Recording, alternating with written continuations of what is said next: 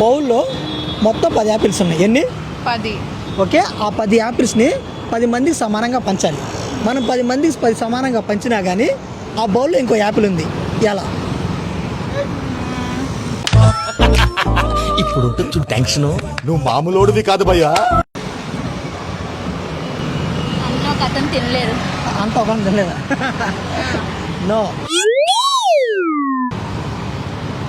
పంచలేదు.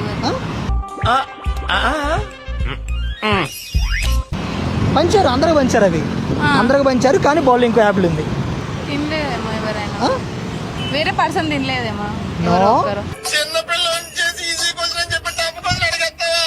బాగా ఆలోచించండి.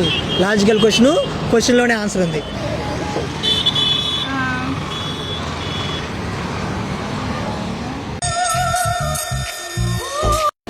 సరే కదా, నువ్వు చెప్పనా?